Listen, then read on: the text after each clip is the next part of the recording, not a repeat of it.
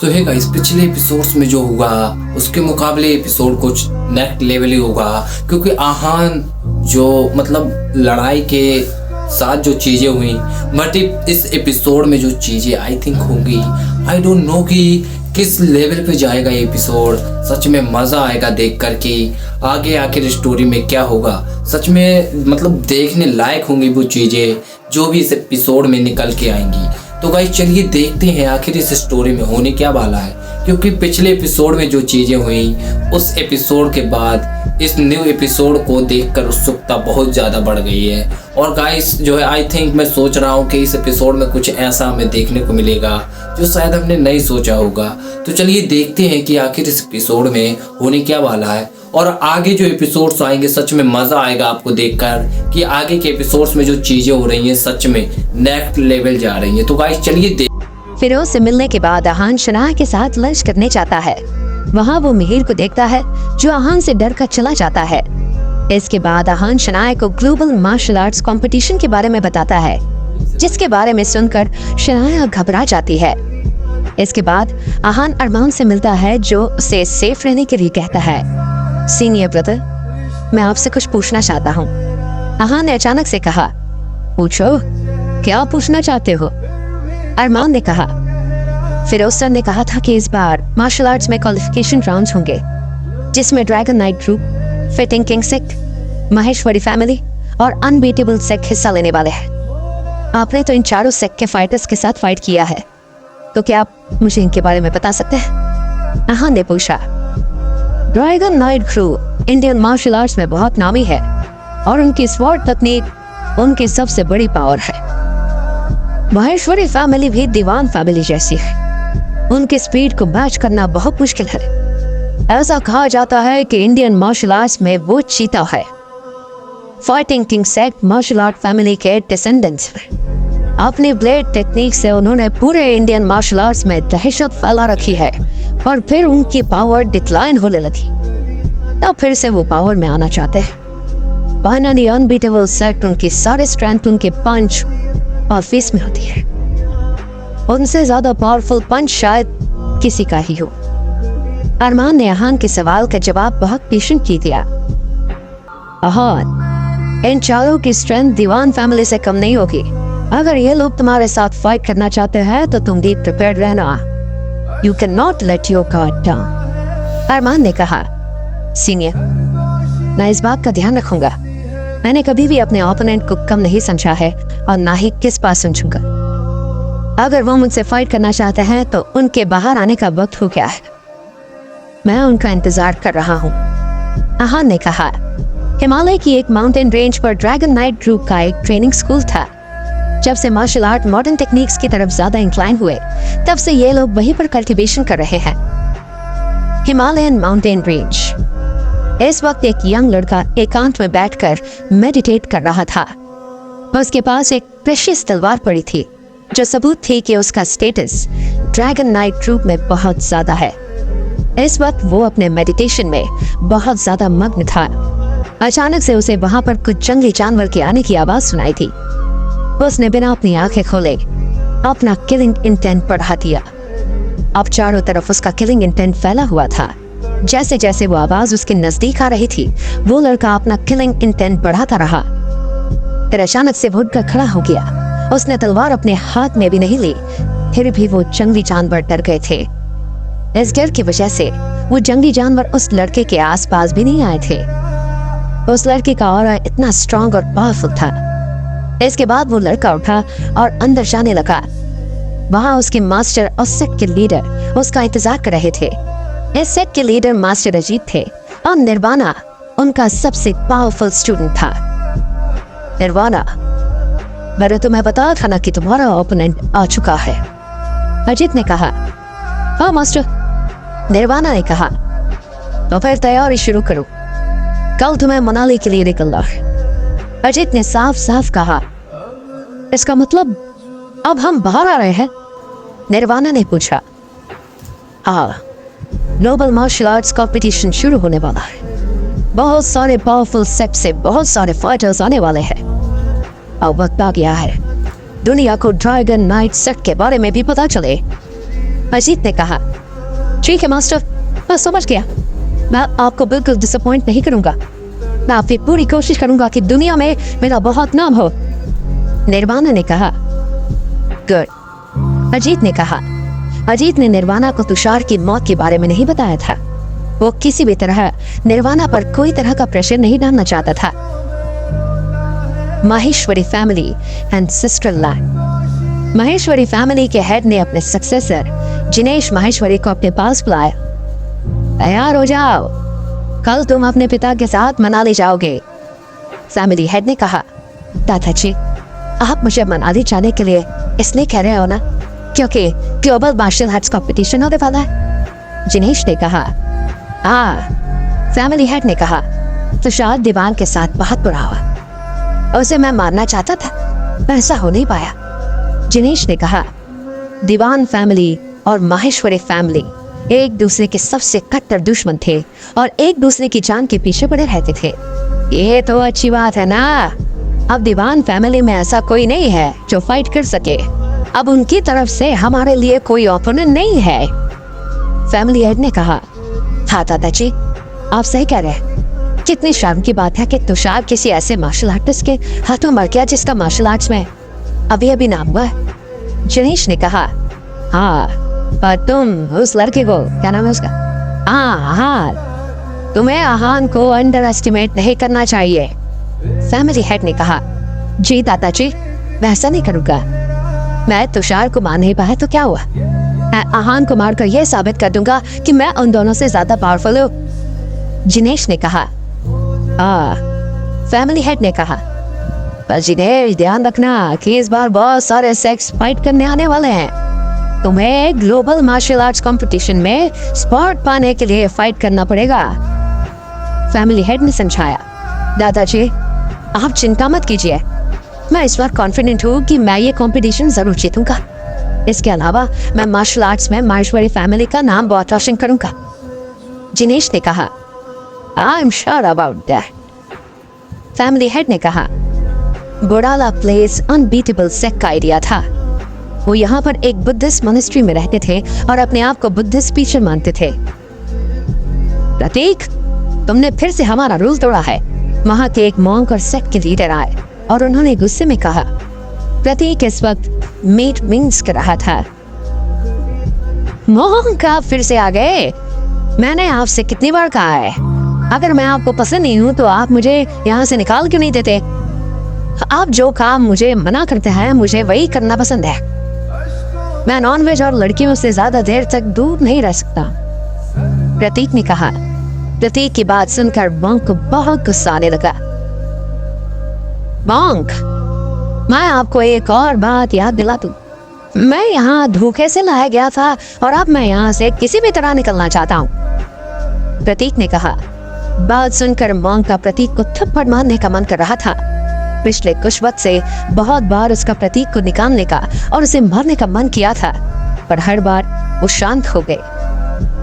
प्रतीक को वहां पर मॉनेस्ट्री के सेंट मास चलाए थे। प्रतीक में बहुत कैपेबिलिटी थी, पर वो बहुत बुरी था और वो अपने मूड के हिसाब से ही सब काम करता था। तुम बहुत ज्यादा बदतमीज होते जा रहे हो, मॉन्क ने कहा और अपने पास में रखी टेबल पर जोर से लात मारी। और आप अपनी हद पार करने लगे हैं, प्रतीक ने कहा। वो समझ गया था कि मॉन्क उसे मारना चाहते हैं। एक दिन जब मार्शल आर्ट मास्टर बन जाऊंगा तब आपसे बदला लूंगा। तब मैं आपको इतना मारूंगा कि आप हमेशा याद रखेंगे और अपनी जान की भीख मांगेंगे। प्रतीक ने गुस्से में कहा। अच्छा, मैं भी उस दिन का इंतजार कर रहा हूँ। वैसे तुम्हें लगता है कि तुम कभी मार्शल आर्ट मास्टर बन पाओगे? मॉन्क ने कहा। हाँ बिल्कुल, मुझे प्रोवोक करने की जरूरत नहीं है। आज नहीं तो कल मैं मार्शल आर्ट मास्टर जरूर बनूंगा, प्रतीक ने कॉन्फिडेंटली कहा। प्रतीक, मैं तुम्हें एक बात याद दिला दूं, इस दुनिया में तुमसे ज्यादा पावरफुल लोग हैं। वो लोग शिद्दत से मार्शल आर्ट प्रैक्टिस करते हैं, बहुत स्ट्रांगली हैं। अपनी दुनिया से बाहर निकलो और देखो कि आखिर बाहर क्या क्या हो रहा है। मॉन्क ने कहा। आप कहना क्या चाहते हैं? क्या आप चाहते हैं कि मैं कहीं जाकर फाइट करूं? प्रतीक ने कहा। हाँ, सेन मास्टर चाहते हैं कि तुम मनाली जाओ और ग्लोबल मार्शल आर्ट्स कंपटीशन की तैयारी करो। तुम्हारे अलावा वहाँ पर बहुत सारे सेक्स के बहुत सारे लोग आने वाले हैं। मॉन्क ने कहा, अच्छा, तो फिर हमें कब निकलना है? अभी चले क्या?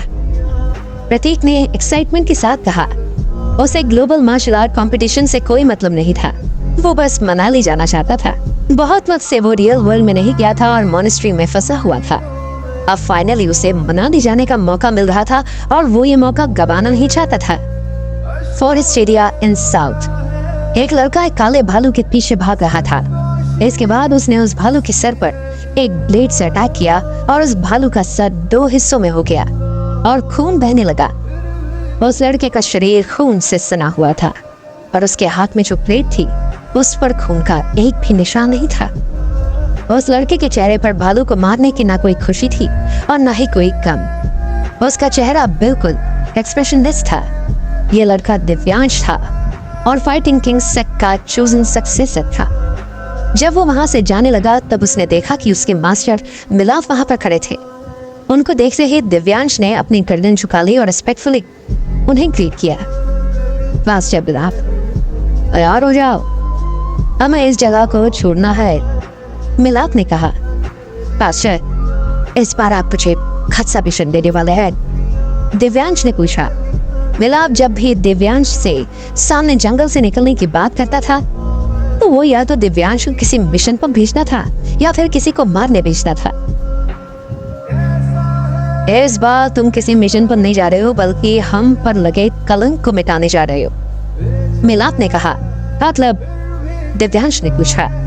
ग्लोबल मार्शल आर्ट्स कंपटीशन शुरू होने वाला है। हर कंट्री से बस एक ही स्लॉट है।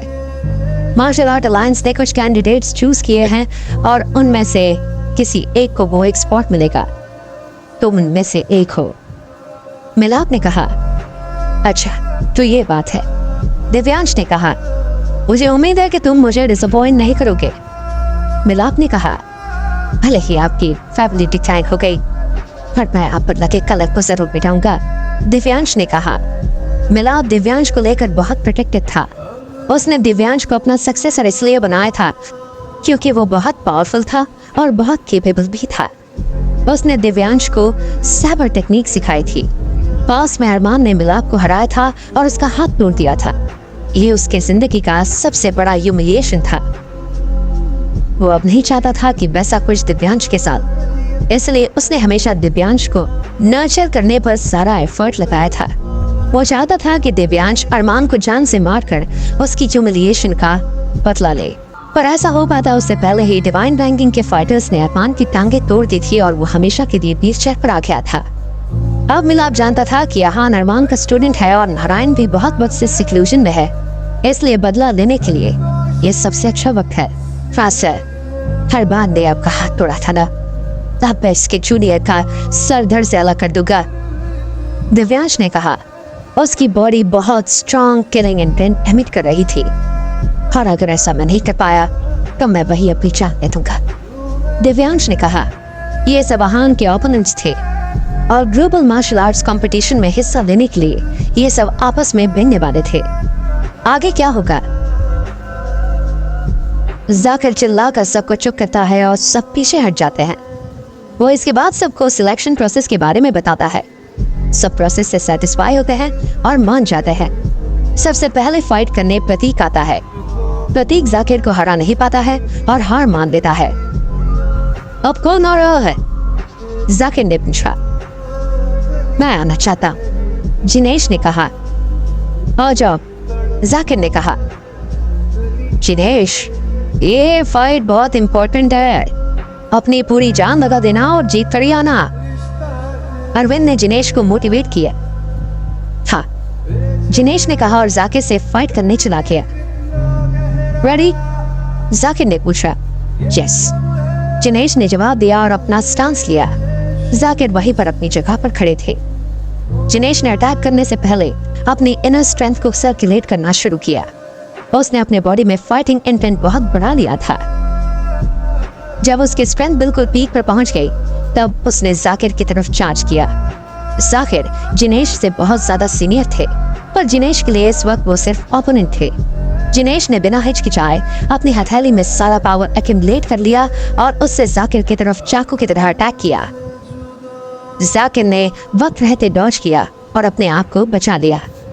इसके बाद जिनेश ने अपना दूसरा मूव किया, जिसके लिए वो जाकिर के बहुत पास आ गया।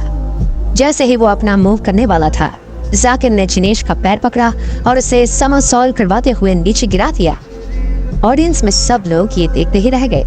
सब लोग जाकिर के मूव्स को अच्छे से स्टडी कर रहे थे। वो जाकिर के हर मूव से कैसे बचेंगे इसके बारे में सोच रहे थे। आहान के दिमाग में भी यही चल रहा था। सिर्फ दिव्यांश था जिसे इन सब से कोई फर्क नहीं पड़ रहा था। उसे लग रहा था कि ये सब छोटे मोटे फाइटर्स हैं और वो खुद एक एक्सपर्ट है। जिनेश का हर मूव बहुत पावरफुल था। अगर जिनेश के सामने जाकिर की जगह कोई और होता तो वो अब तक हार मान चुका होता, पर इस वक्त उसके सामने जाकिर था जो जिनेश से कई ज्यादा पावरफुल और स्ट्रॉन्ग था। जाकिर जिनेश के हर मूव के बाद बहुत काम और रिलैक्स था। जब जिनेश को मौका मिला तब उसने अपना सबसे पावरफुल पंच से अटैक करने का प्लान किया। ये पंच ऐसा था जिससे सामने वाले की जान भी जा सकती थी, पर जाकिर के साथ ऐसा कुछ नहीं हुआ। जाकिर ने जिनेश के इस पंच को अपने राइट हैंड से रोक लिया और इसे हल्का सा धक्का दिया, जिसकी वजह से जिनेश कुछ मीटर दूर जाकर गिरा। Jinesh, let's call it today. तुमने बहुत अच्छे से फाइट किया। I am very impressed. Jinesh को बुरी तरह से हाफते हुए देख जाकिर ने कहा। जिनेश बहुत थक गया था, इसलिए जाकिर ने उसका टाइम एंड कर दिया। जिनेश का चैलेंज यहीं पर खत्म हो गया। जिनेश अपने अगले मूव के लिए तैयार था, पर जाकिर की बात सुनकर वो शांत हो गया और फाइटिंग एरिया से बाहर आ गया। उसे बहुत बुरा लग रहा था।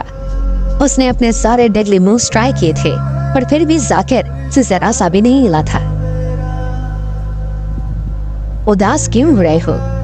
जाकिर सर का लेवल हमसे बहुत ऊपर है।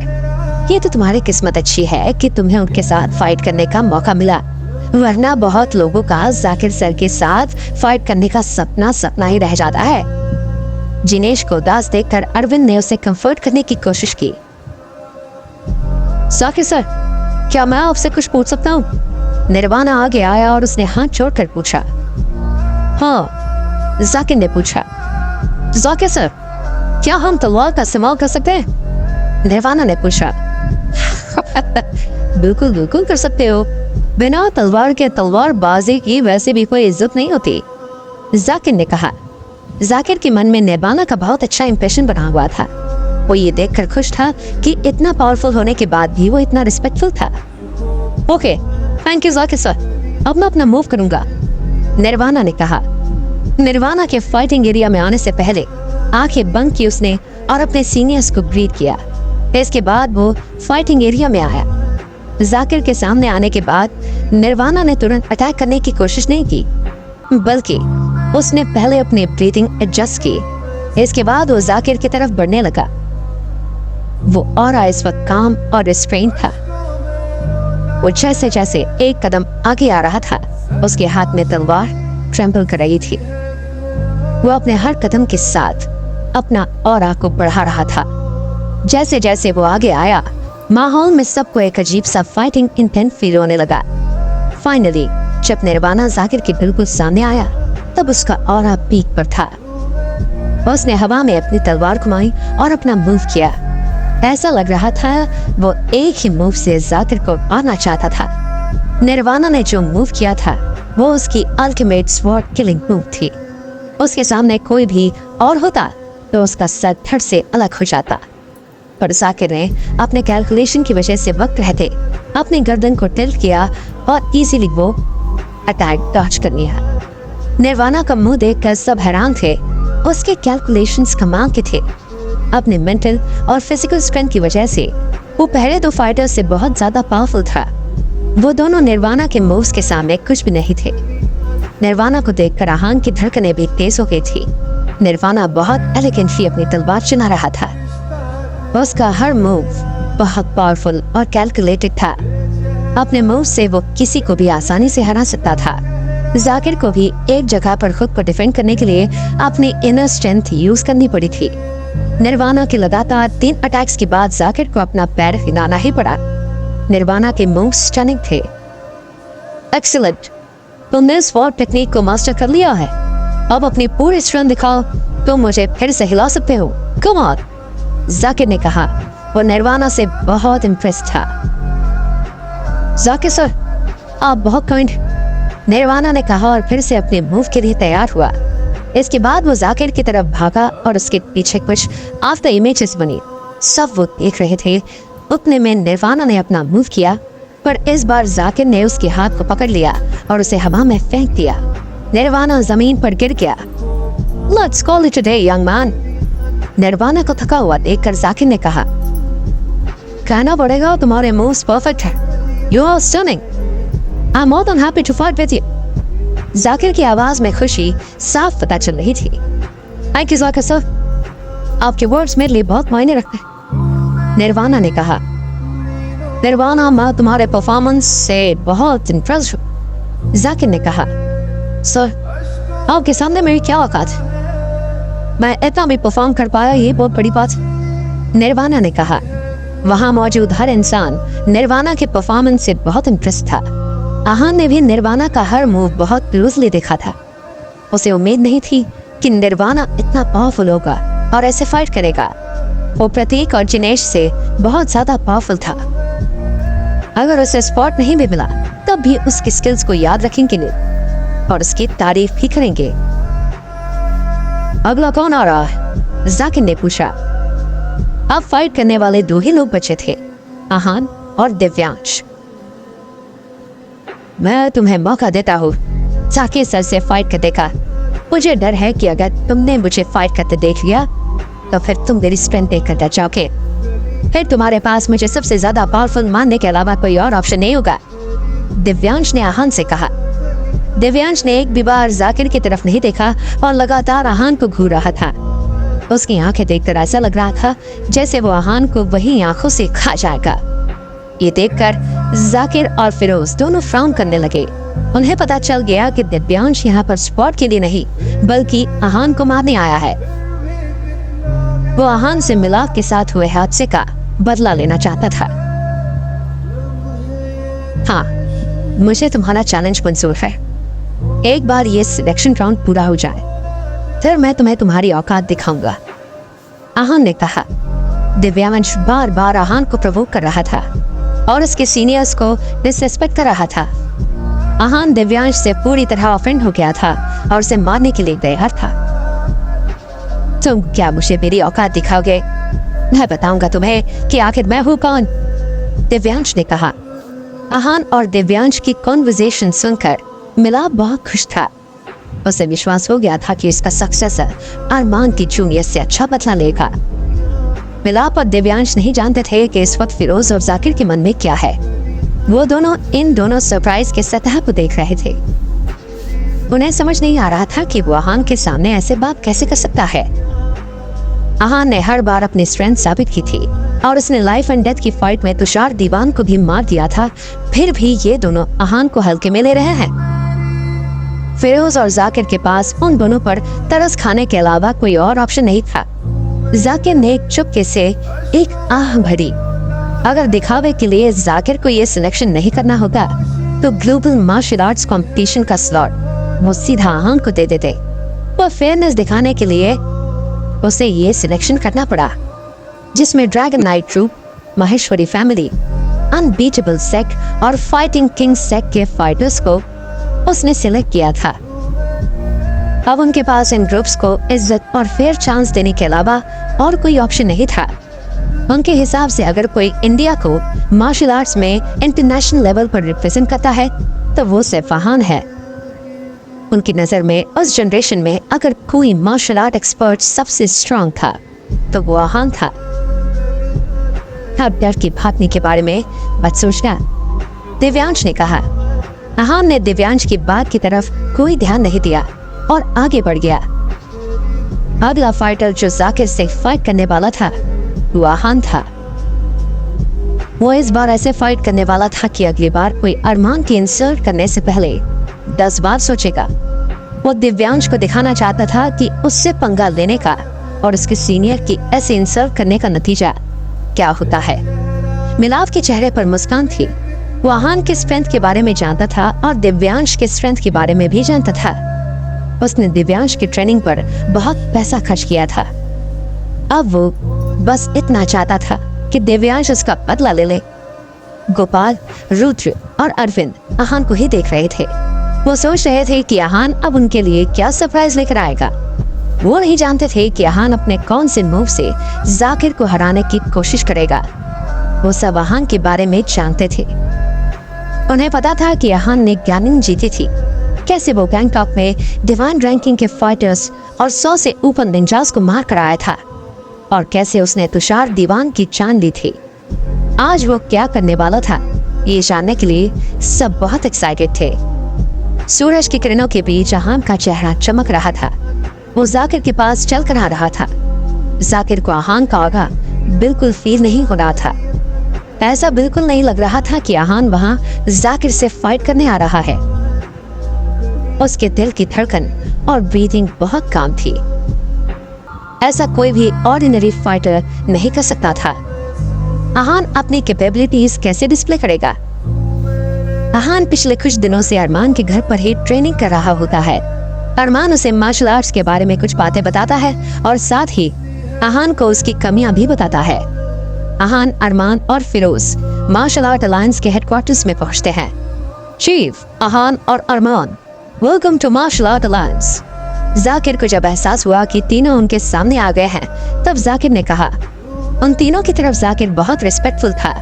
अरमान भले ही व्हीलचेयर पर था, पर सभी अब भी उसकी वैसी ही इज्जत करते थे जैसे पहले करते थे। हेलो प्रेसिडेंट जाकिर, फिरोज ने कहा। Hello president sir and thank you, Aahan ने कहा। अरमान ने कुछ नहीं कहा, बस जाकिर को देखकर मुस्कुराने लगे जैसे वो किसी पुराने दोस्त से मिला है।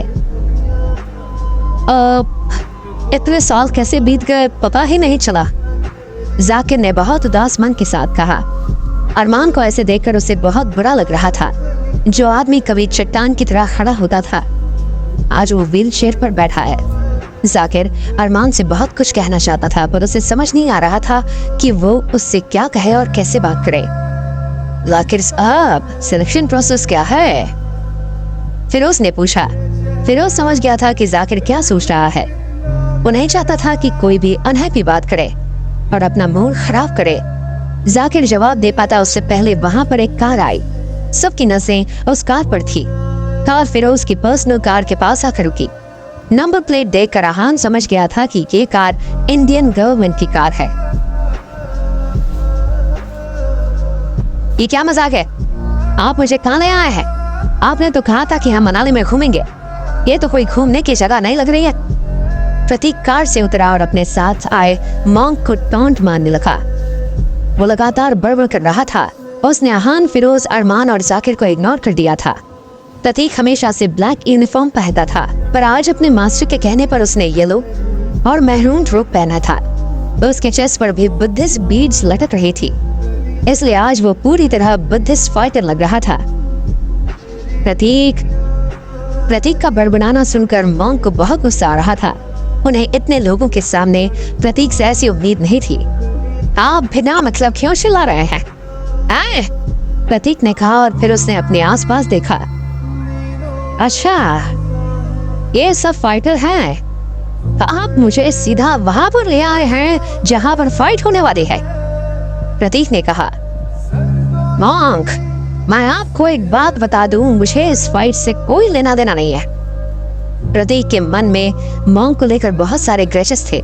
वो इतने लोगों के सामने उसकी इज्जत कैसे रख सकता था? इसके बाद प्रतीक ने आहान और बाकी सब की तरफ देखा। इस वक्त चारों को बहुत ज्यादा गुस्सा आ रहा था। उन चारों को अपने मॉन्क से भी ज्यादा गुस्से में देखकर वो वहां से जाने लगा। ये देखकर आहान और बाकी सब बहुत हैरान हो गए थे। मॉन्क ने अपना गुस्सा बहुत मुश्किल से कंट्रोल किया हुआ था। आप लोग मुझे घूरना बंद करेंगे? प्रतीक ने आहान और बाकी सबसे कहा। ऐसा लग रहा था जैसे वो वहीं पर उनसे लड़ना चाहता है। प्रतीक, अगर तुमने सिलेक्शन में अच्छे से फाइट किया तो मैं सिलेक्शन प्रोसेस के बाद 3 दिन मनाली में घूमने की परमिशन दे दूंगा, मॉन्क ने कहा। प्रतीक बहुत जिद्दी था, इसलिए उसके साथ कॉम्प्रोमाइज करने के अलावा और कोई ऑप्शन नहीं था। आप जो कह रहे हैं वो इस बार सच में करोगे ना? प्रतीक ने पूछा। हाँ, पर तुम्हें प्रॉमिस करना होगा कि तुम फाइट में अपना 100% दोगे। मोंग ने कहा, ओके डील। प्रतीक मान गया। प्रतीक के मानने के बाद मोंग फिरोज और बाकी सबके पास आ गया। चीफ, फिरोज, प्रेसिडेंट जाकिर, अरमान, लॉन्ग टाइम, मोंग ने कहा। उन्होंने उन तीनों को उससे सवाल पूछने का कोई मौका ही नहीं दिया था।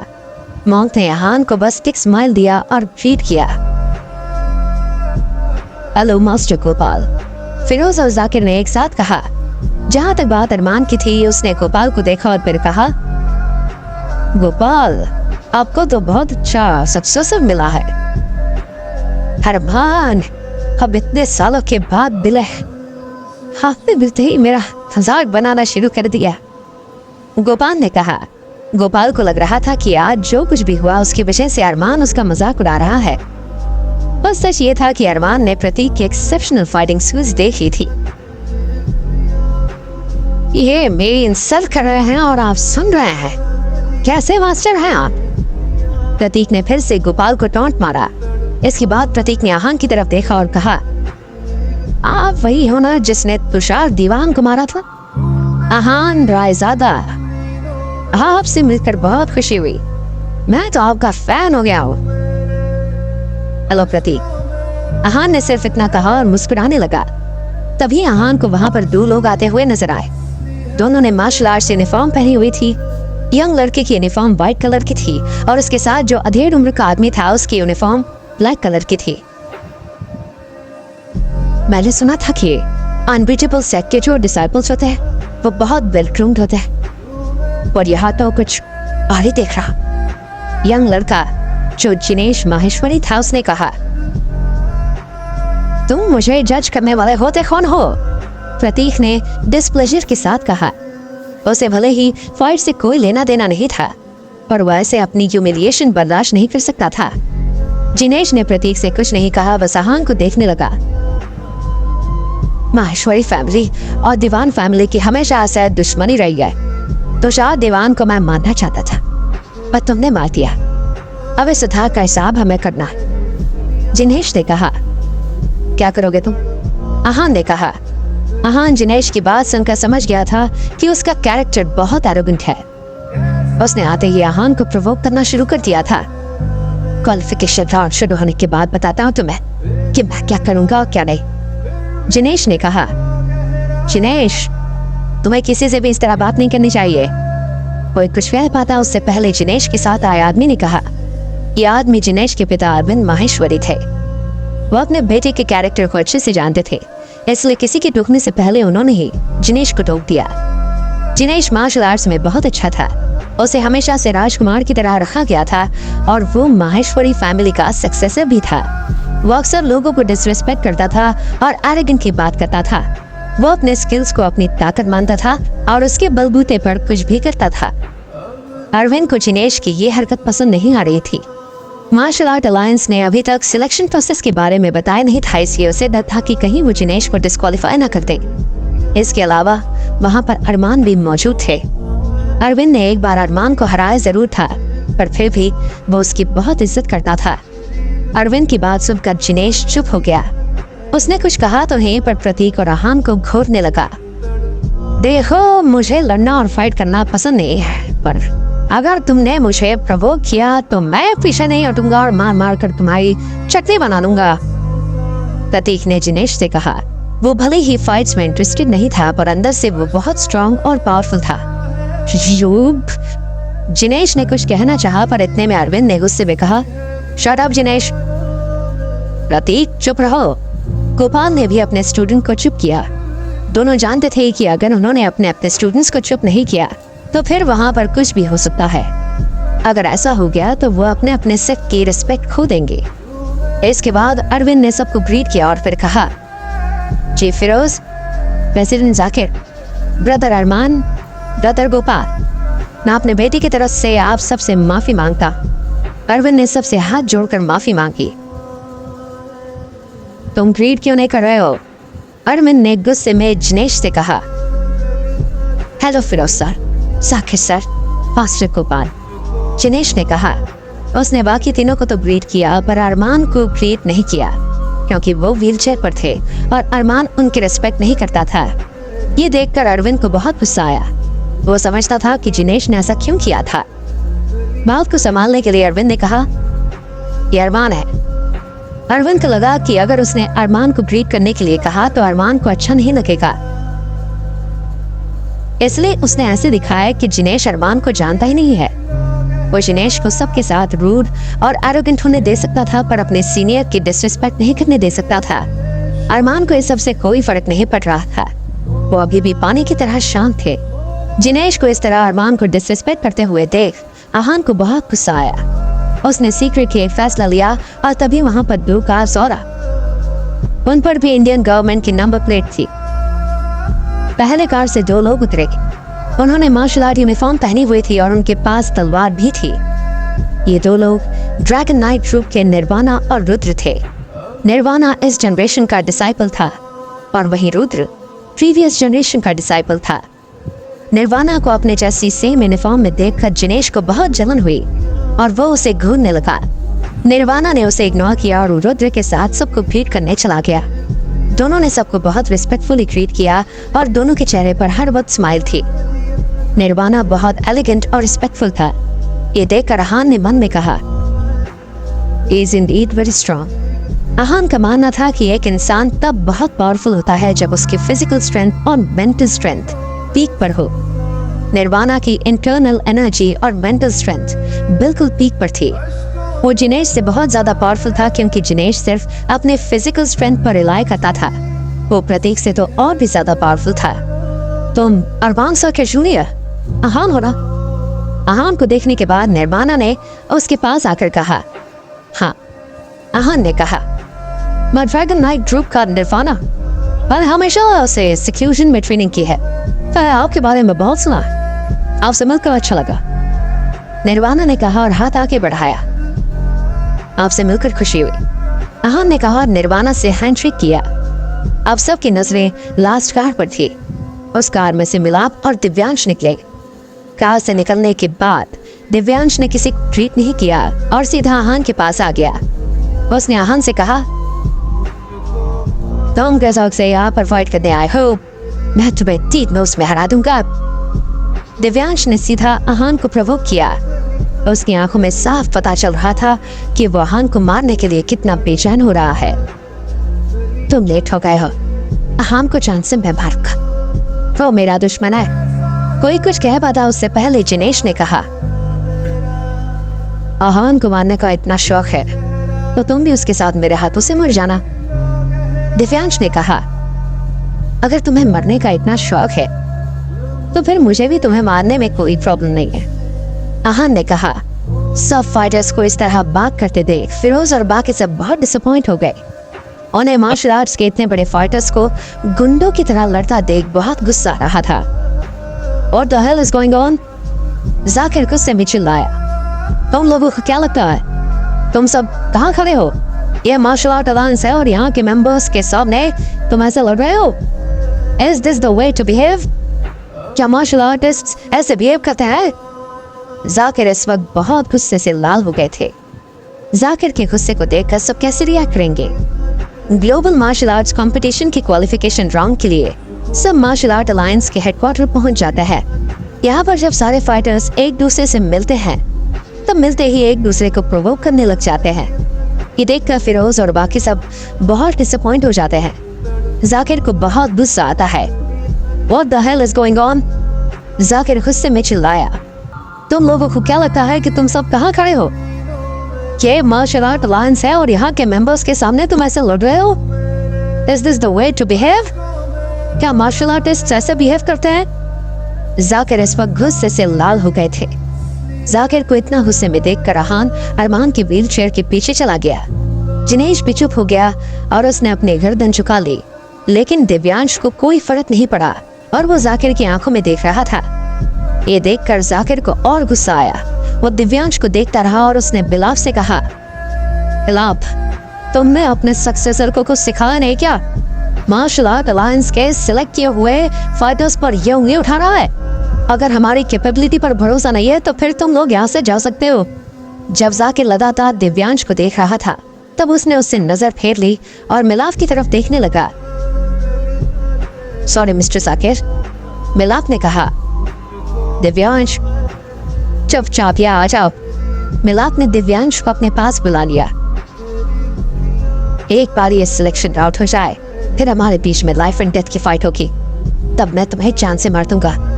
उस वक्त ही जाकर चुप मत जाना। मिलाप के पास जाने से पहले दिव्यांश ने आहान को धमकी दी। ऐसा लग रहा था जैसे दिव्यांश बस आहान को मारने का मौका ढूंढ रहा था। आहान ने दिव्यांश से कुछ नहीं कहा क्योंकि इस वक्त कुछ भी कहना बेकार था। वो बस दिव्यांश से फाइट में फेयरली जीतना चाहता था। जब दोनों अपने अपने मास्टर्स के पास गए तब जाकिर थोड़ा रिलैक्स हुआ। उन्होंने वहां मौजूद सब लोगों को देखा और कहा, आई होप अब सब जानते हैं कि मैंने आपको यहाँ क्यों बुलाया है। जाकिर सर, ये तो हम पहले से जानते हैं। आपने हमें यहाँ ग्लोबल मार्शल आर्ट्स कंपटीशन के सिलेक्शन के लिए बुलाया है। बस अब आप जल्दी से हमें सिलेक्शन प्रोसेस बता दीजिए। जिनेश ने जाकिर को टोकते हुए कहा। जिनेश, अरविंद ने कहा। जाकिर को इस बात पर गुस्सा नहीं आया, पर वो डिसअपॉइंट जरूर हो गए।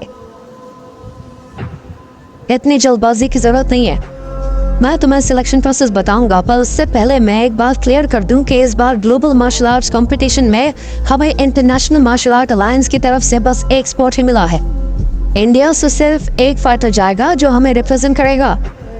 जाकिर ने कहा। सिर्फ एक स्पॉट? वहां पर सब शॉक हो गए थे। सब सोच रहे थे कि इंडियन मार्शल आर्ट्स इतना नामी है, फिर इंटरनेशनल मार्शल आर्ट अलायंस उन्हें सिर्फ एक स्पॉट ही क्यों दे रहा है। इतने सारे मार्शल आर्टिस्ट्स में से एक को सिलेक्ट कर पाना मुश्किल होने वाला था। जितने भी फाइटर्स थे सब एक्सपर्ट्स थे। जाकिर सर, इस बार हमें एक ही स्पॉट क्यों मिला है? अरविंद ने पूछा। अरविंद जानता था कि इतने सालों में उन्हें 3 स्पॉट्स मिल रहे थे, फिर उन्हें इस बार एक ही स्पॉट क्यों दिया गया था? क्योंकि पिछले कुछ सालों से इंडियन मार्शल आर्टिस्ट वहां जाकर बहुत बुरा परफॉर्म करके आया है। जाकिर ने थोड़ा धीरे से कहा। वो जानता था कि कोई ना कोई ये सवाल जरूर पूछेगा। इतना बुरा परफॉर्म किया है कि उन्होंने हमारे स्पॉट्स कम कर दिए। अरविंद ने कहा। हाँ, बुरे से भी बदतर परफॉर्म कर रहा है। हम टॉप 8 से आगे कभी गए ही नहीं है, इसलिए इंटरनेशनल मार्शल आर्ट अलायंस ने हमारे 2 स्पॉट्स कट डाउन कर दिए हैं। जाकिर ने कहा। ये बात सुनकर सबके चेहरे के एक्सप्रेशंस बदल गए। अगर इंटरनेशनल मार्शल आर्ट अलायंस ने इतना बड़ा फैसला लिया है, इसका मतलब यह है कि उनका परफॉर्मेंस सच में बहुत बुरा रहा है। जाकिर सर, अगर एक ही स्पॉट है तो हम उस स्पॉट के लिए अच्छे से फाइट करेंगे। फाइट में हमारी बहुत एनर्जी यूज होगी। अगर इस चक्कर में हमें इंजरी हो गई और ग्लोबल मार्शल आर्ट्स कंपटीशन के लिए सिलेक्ट हो गए तो? इस बार निर्वाणा ने सवाल किया। निर्वाणा का सवाल बिल्कुल लॉजिकल था। ये 5 पीयरलेस फाइटर्स थे। अगर वो आपस में टकराएंगे तो इंजरी होने के चांसेस बहुत ज्यादा हैं। ऐसे में वो ग्लोबल मार्शल आर्ट कंपटीशन में पार्ट कैसे ले पाएंगे? सब इस वक्त जाकिर को देख रहे थे। मैं सबका डर समझता, पर किसी को चिंता करने की जरूरत नहीं है। जैसा आप सब सोच रहे हैं वैसा कुछ नहीं होगा, जाकिर ने कहा। इसके बाद सिलेक्शन प्रोसेस बताना शुरू किया गया। मैंने फाइटर को चूज करने के लिए एक सिलेक्शन प्रोसेस के बारे में सोचा है। कोई भी फाइटर एक दूसरे से नहीं बल्कि मुझसे फाइट करेगा। एक एक करके आप सब आएंगे और मेरे साथ फाइट करेंगे। मैं आपकी स्ट्रेंथ जज करूंगा और फाइटर को सिलेक्ट करूंगा। जाकिर ने समझाया, फिर सबकी तरफ देखकर कहा, क्या यह सही है? जाकिर का सिलेक्शन प्रोसेस सुनकर सब हैरान हो गए थे। मिस्टर जाकिर, मैं एक बात पूछना चाहता हूँ। फाइट को जज सिर्फ आप करेंगे या फिर ऑडियंस भी कर सकती है? मिलाप ने कहा। उसका सवाल क्रिप्टिक था, पर जाकिर उसका मतलब समझ गया था। मिलाप को डर था कि कहीं दिव्यांश की बदतमीजी की वजह से वो उसके लिए डिफिकल्टी लेवल बढ़ा ना दे या फिर उससे पहले ही डिस्क्वालीफाई ना कर दे।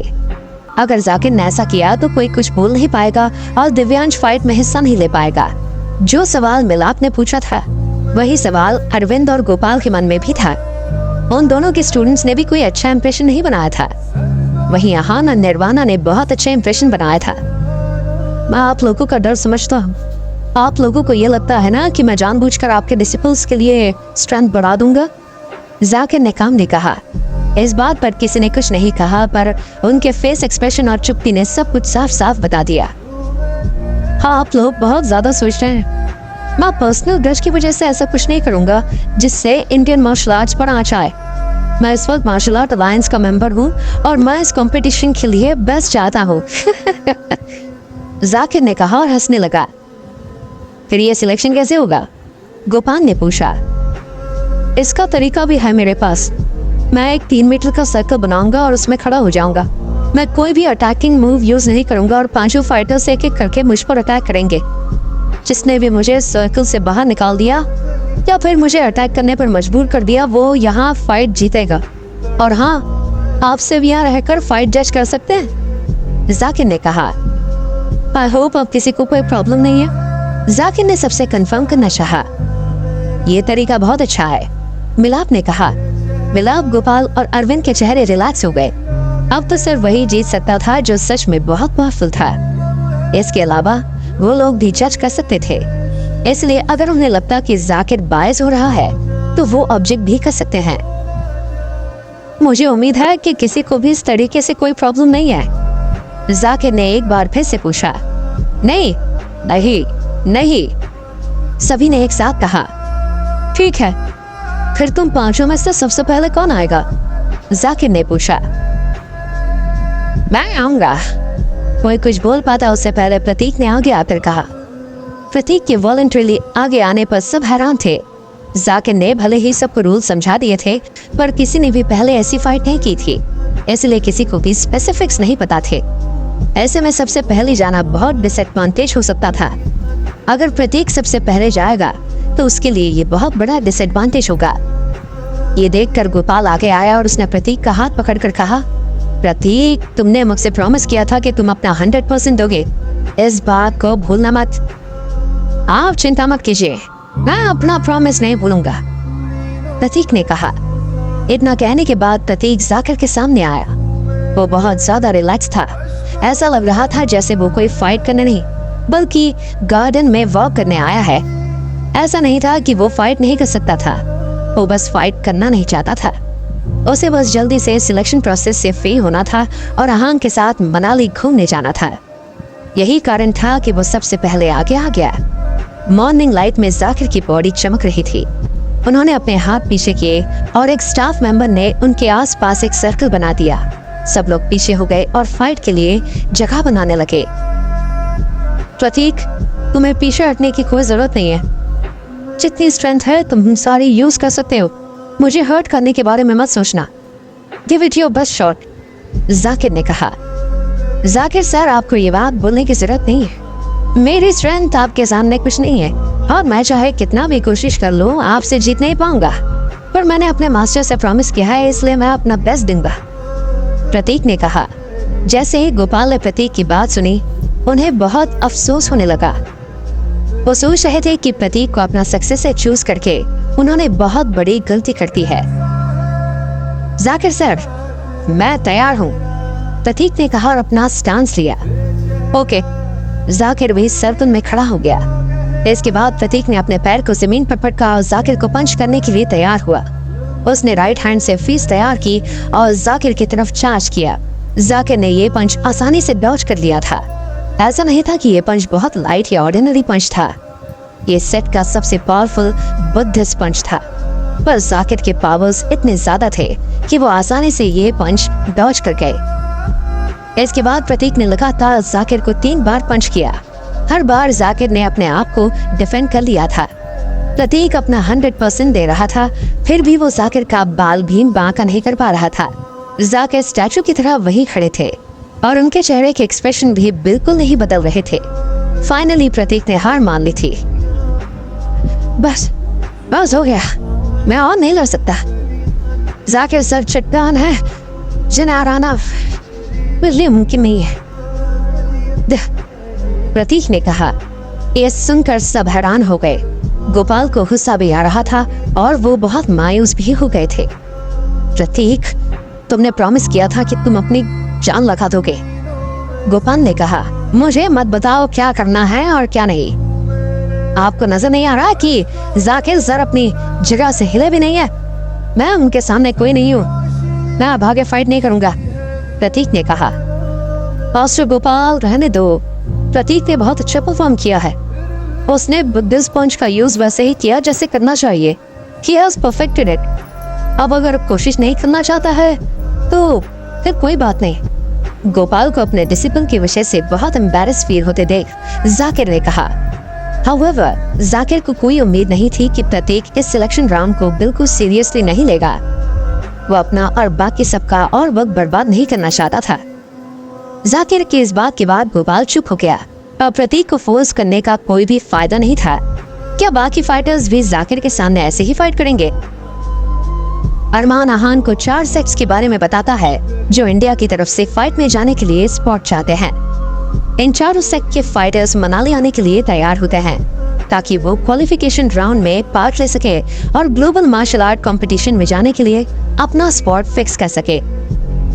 आहान इस वक्त अरमान के घर के लॉन में चौकड़ी मारकर बैठा था। सूरज की किरणें उसके बदन पर गिर रही थी और वो लगातार ब्रीदिंग प्रैक्टिस कर रहा था।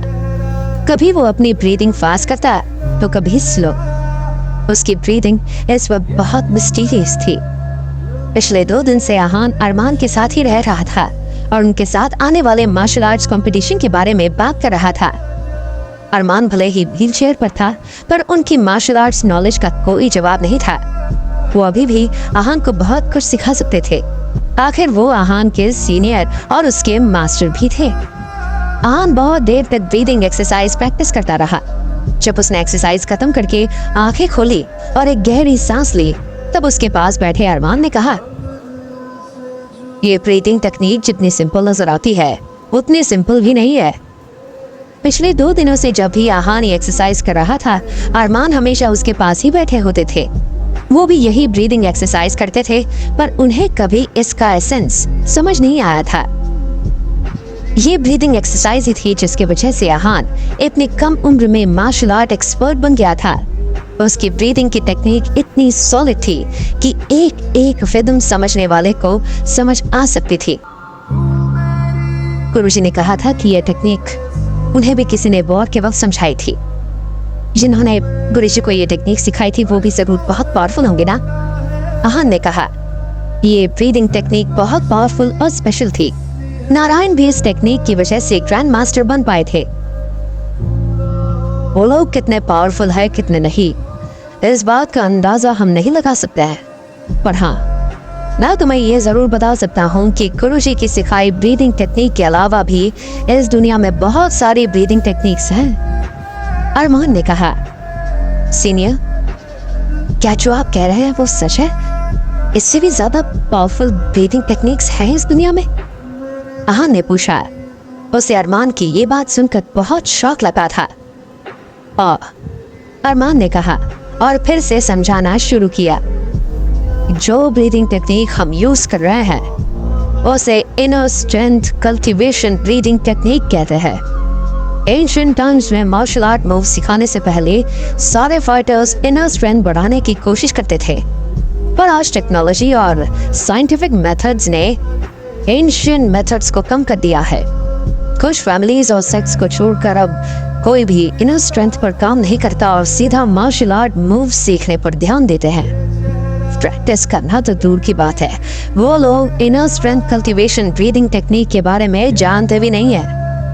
अरमान ने कहा, अगर ऐसी बात है फिर तो तुषार को भी इस टेक्निक के बारे में पता होगा और उसने भी अपनी इनर स्ट्रेंथ कल्टीवेट की होगी। आहान को सडन रियलाइजेशन हुआ और उसने अरमान से पूछा, हाँ, दीवान फैमिली इस टेक्निक के बारे में जानती थी। इतना ही नहीं, अब जो सेक्ट्स और फैमिलीज आने वाले हैं उन्हें भी इसके बारे में पता है। उन्होंने इनर स्ट्रेंथ कल्टीवेट की है, इसलिए वे 30 साल की उम्र से पहले मार्शल आर्ट एक्सपर्ट बन पाए हैं। इसके आगे के लेवल सिर्फ वही पार कर सकता है जो बहुत ज्यादा जीनियस हो। अरमान ने कहा, अच्छा तो ये बात है। आहान ने कहा, नारायण ने आहान को जो ब्रीदिंग टेक्निक सिखाई थी वो सिर्फ आहान की ट्रेनिंग को इफेक्टिव नहीं बनाती थी, बल्कि जब आहान फाइट करने उतरता था तब उसकी पूरी पावर यूज करने में मदद करती थी।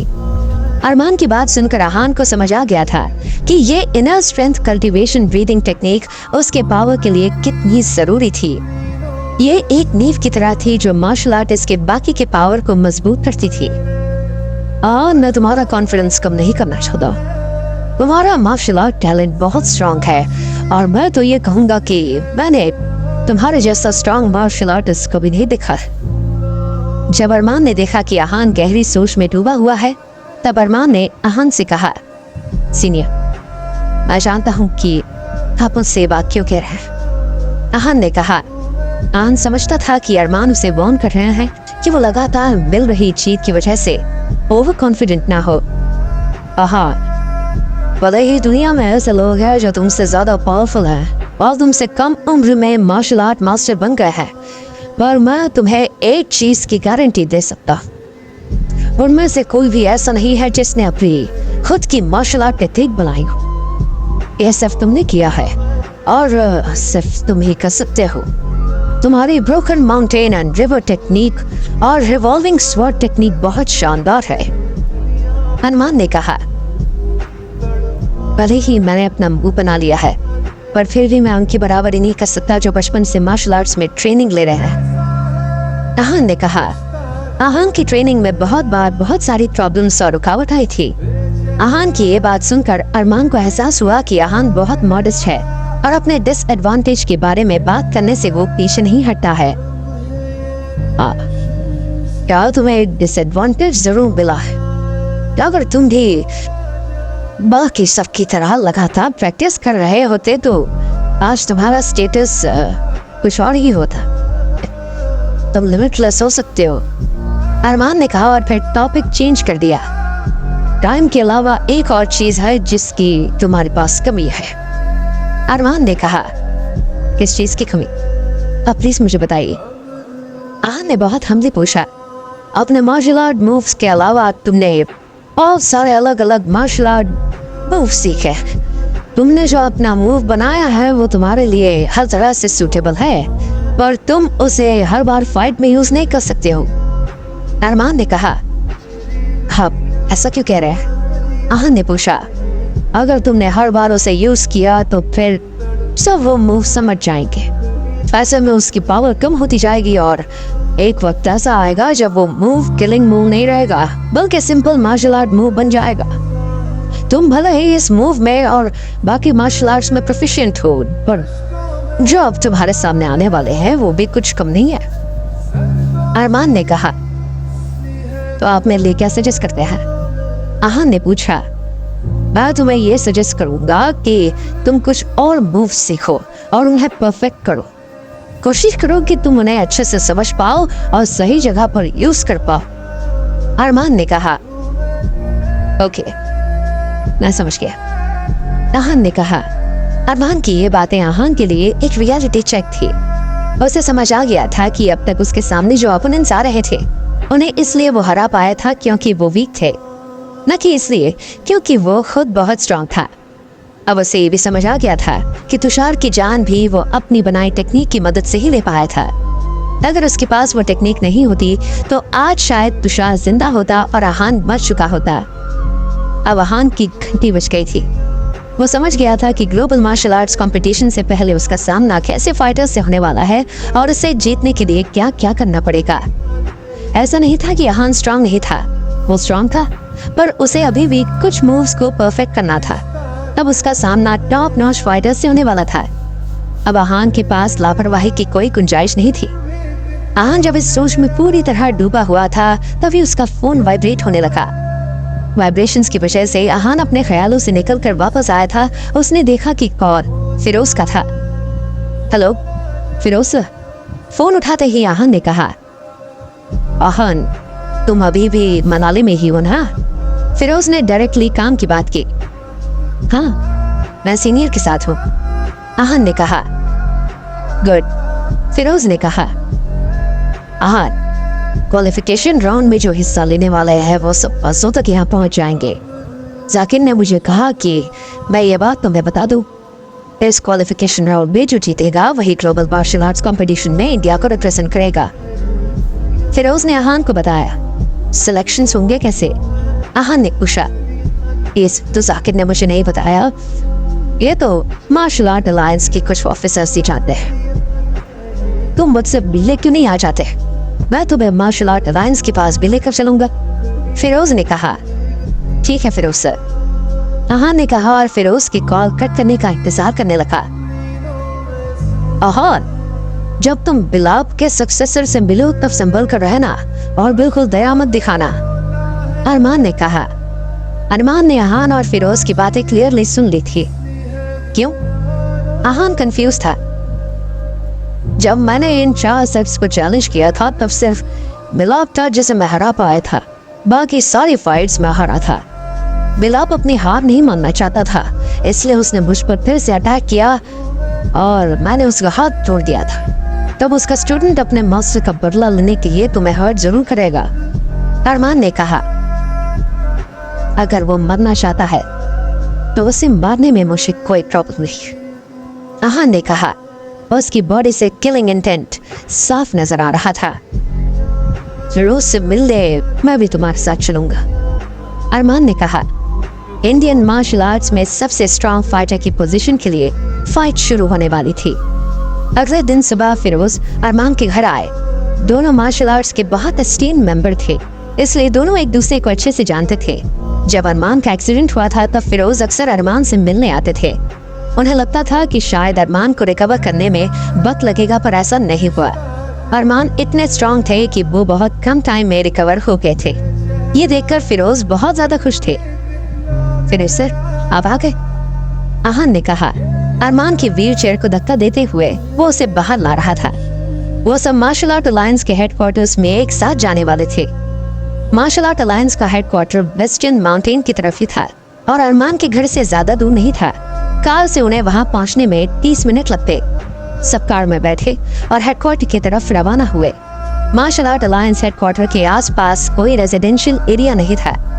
मार्शल आर्ट्स हेडक्वार्टर एक गार्डन में था और ये गार्डन आम जनता के लिए ओपन था। यहाँ पर लोग अक्सर पिकनिक मनाने आते थे। कार एक पुराने से बिल्डिंग के आगे आकर रुकी, जो मार्शल आर्ट अलायंस का हेडक्वार्टर थी। जाकिर वहाँ पर आहान का इंतजार कर रहे थे। बिना किसी का इंतजार किए जाकिर कार रुकने पर आहान की तरफ आने लगे। कार से उतरने के बाद आहान कार की डिक्की के पास गया और अरमान की व्हीलचेयर उतारने लगा। अरमान के एंकल और घुटने बुरी तरह से डैमेज हो गए थे, इसलिए उनका चलना और ऑपरेशन हो पाना इम्पॉसिबल था। ये देखकर जाकिर रुक गया। उन्हें उम्मीद थी कि आज अरमान वहां आएगा। आज मार्शल आर्ट अलायंस के हेडक्वार्टर में अरमान के पुराने दुश्मन आने वाले थे। आज अरमान को यहाँ आने के लिए बहुत करेज की जरूरत थी। आज मार्शल आर्ट अलायंस के हेडक्वार्टर में बहुत लोग आने वाले थे। आज आहान शायद अपने ओपोनेंट से भी मिलेगा। सबसे मिलकर आहान कैसे रिएक्ट करेगा? सब आहान से मिलकर कैसे रिएक्ट करेंगे? सो गाइस, आगे स्टोरी में क्या होगा और कुछ ऐसी चीजें निकल के आएंगी और आगे के एपिसोड में हमें देखने को मिलेगी। सच में दिल को टच कर जाएंगी, मजा आ जाएगा देखकर। तो गाइस, स्टोरी पसंद आई तो वीडियो को लाइक कर देना, चैनल को सब्सक्राइब कर देना। एंड आगे की स्टोरी बहुत जल्द आ रही है, न जाने क्या होगा आगे और जो चीजें सामने आएंगी निकल के, सच में मजा आ जाएगा गाइस। तो चलिए मिलते हैं नेक्स्ट एपिसोड में। तो गाइस यार, वीडियो को लाइक कर देना, चैनल को सब्सक्राइब कर देना अगर आगे की स्टोरी देखनी है, क्योंकि गाइस मजा आने वाला है इस एपिसोड को देखने के बाद जो नेक्स्ट एपिसोड है। तो गाइस चलिए मिलते हैं नेक्स्ट एपिसोड में, आखिर आगे क्या होगा। Okay and bye bye.